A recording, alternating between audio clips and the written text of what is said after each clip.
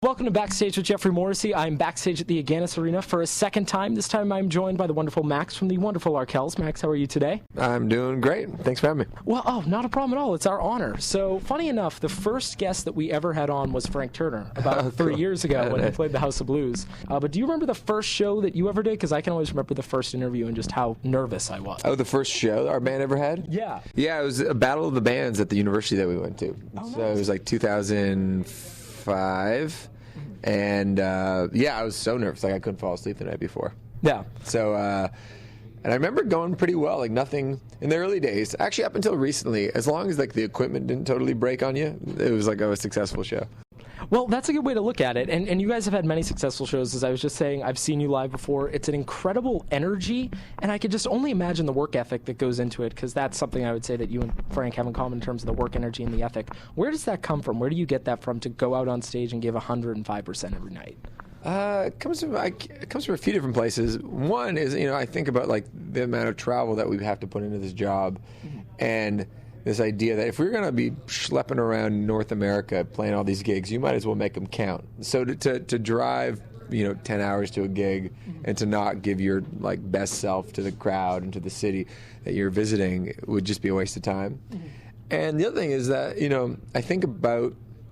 I often think about bands that I look up to and that I think work harder than we do. And Frank's actually one of those. I was telling that to Frank today. I was like, I look up to Frank because I go, oh man, like he has such a great career and he's so successful and he's doing laps around everybody. So I don't really think about any of the bands that maybe don't like to work as hard, but I always am thinking about those bands I'm observing that are like really busting their ass, and that really gets me going. Nice. Well, this is an arena show for you tonight. You're used to that back home. You sell out arenas. Frank was opening for you there. A little bit of a role reversal tonight. How do you keep an arena crowd engaged when you're the opening act? It's a good question. I mean, when you go to a show, or when I go to a show, I'm always trying to pick up tricks from the great bands and seeing like, and trying to put myself in the shoes of a lot of the people who are going to be out there tonight who haven't seen a band like us before. So how do you grab their attention? How do you hold it for half an hour, 45 minutes?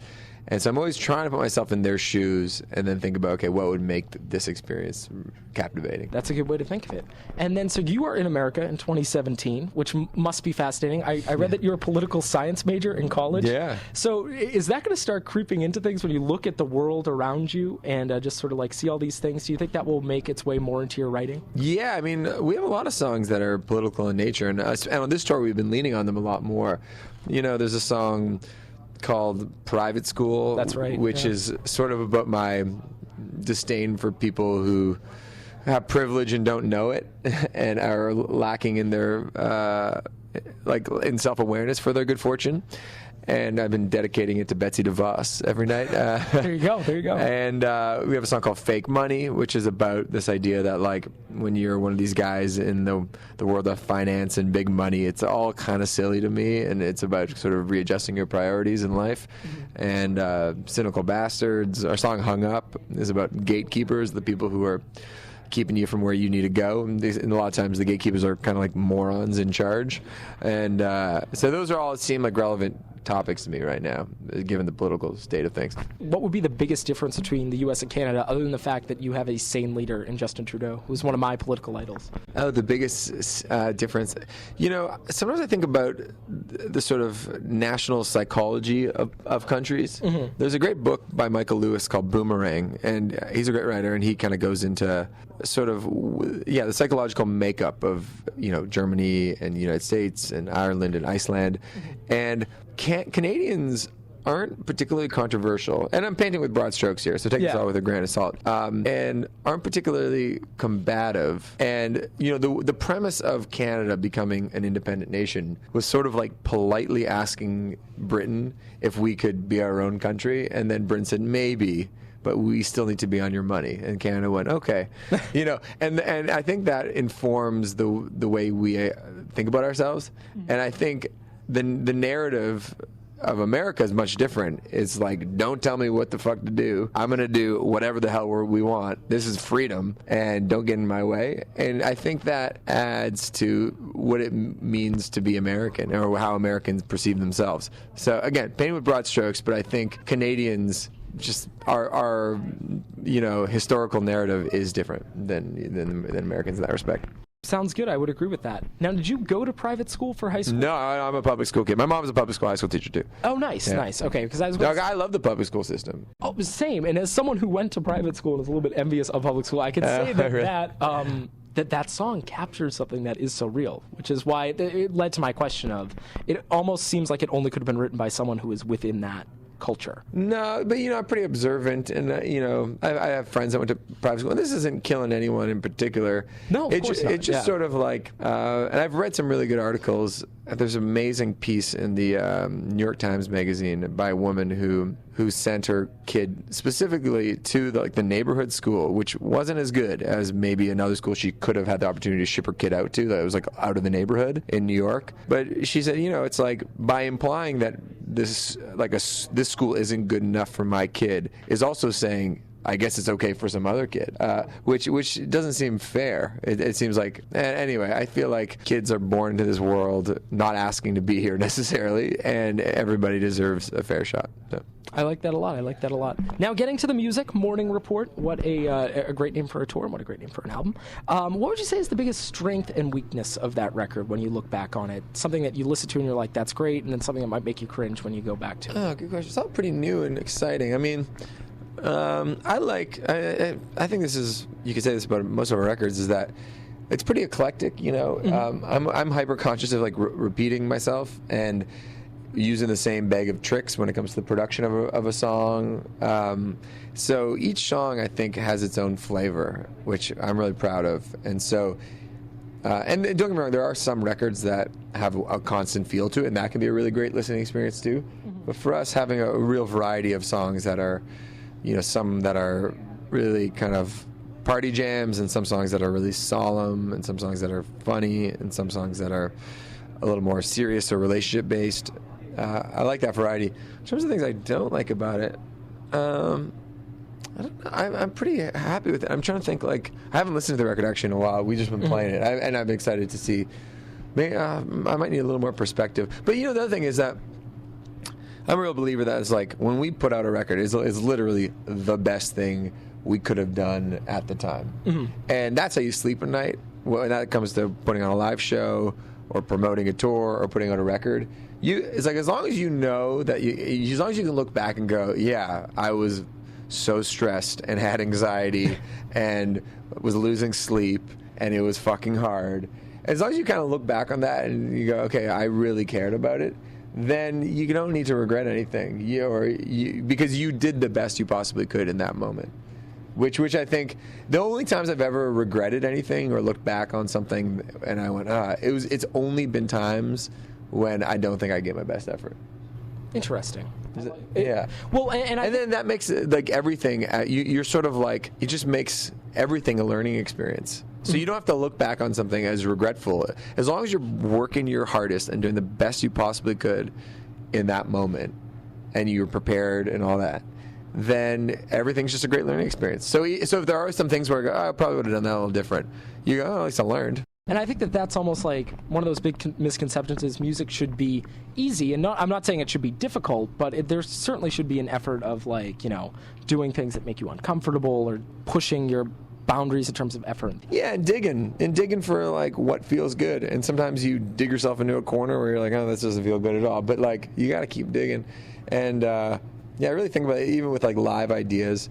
Sometimes they work, and you're like, fuck, okay, good, we have a new trick for our bag of tricks. And then sometimes they don't work, and then at least we know it doesn't work. Yeah, exactly. You don't wake up or lose sleep wondering what happened if you tried. Yeah, exactly. So what would you say is something that you guys as a unit do well other than music? Obviously talented musicians, release 4 great albums, but when you're not on stage, what is something that y'all mesh with together? I think running a band is sort of like running your own little small family business. True. And everybody's got to be really committed to it, and you hope everybody brings a different skill set to the operation, and you can complement each other. And I think that's one thing that we do well is that Mike has a really keen eye for photography and aesthetics, and he sort of has overseen our website and merch and photography and album layout.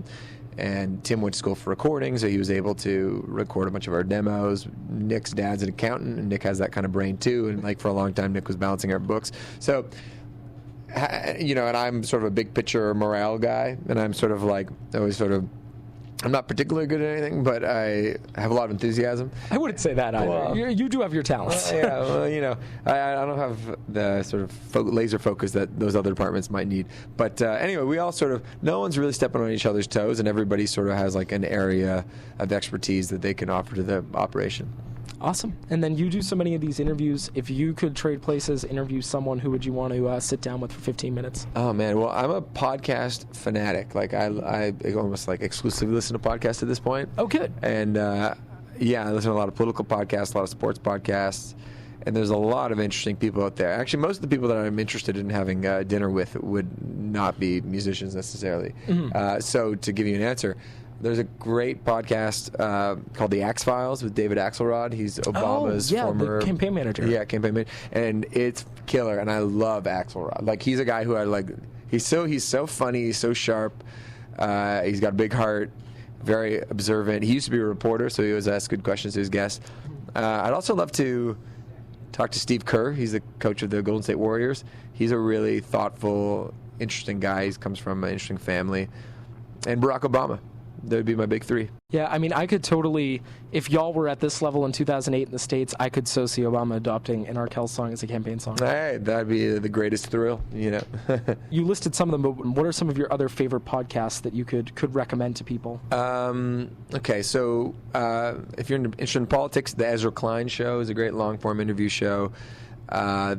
The New Yorker has a weekly show. Oh, Slate Political Gabfest, Slate Magazine. They have a weekly political show, which is the kind of my original favorite. It's still terrific. Bill Simmons, who's a Boston guy. Yeah. He just had Malcolm Gladwell on his podcast, and they were talking about all sorts of great stuff. I like Simmons. Zach Lowe for NBA Gossip. Long Form, which is a great interview show that they interview writers, so people, journalists mostly.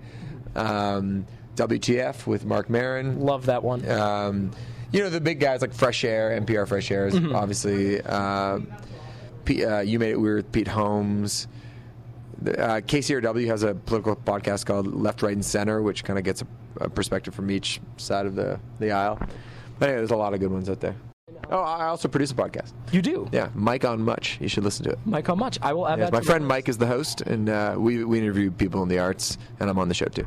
Yeah, I will definitely listen to that. That's wicked cool. We actually interviewed Frank on the show before I knew Frank, and I was there, and I was like, I'm a dude in a band, but I didn't really bring that up. But and now we're there's a little bit of a bromance there. I kind of like it. It's like Trudeau and Obama. Yeah, it's exactly. the musical version of that. Yeah, that's right. But if you could steal a song from anyone's catalog, world only knows it as an Arkells song, what song do you think that might be? So many good ones. I mean, I don't even know where to begin. Yeah. I mean, the easy answer is just saying like "In My Life" by the Beatles, just because that's the greatest song ever written. Beatles, yeah. But to make it a little more current, you know what? I love. There's like 3 songs to me that stand out on the Chance the Rapper album, and one's called "Blessings," and another one is called "Smoke Break," and another one is called "Same Drugs." All 3 of them are great. Yeah. I could actually hear you doing "Same Drugs." We've covered it. It's online. Okay, yeah. I will check it out then. And then, so this will be my last question. Y'all have a show to play. Who are you listening to now? Who has the ear in the bus? Ooh, good question. There's what am I into right now? I mean, I still like the Chance album. There's a bunch of new stuff. I usually check on Spotify Fridays. There's usually something new.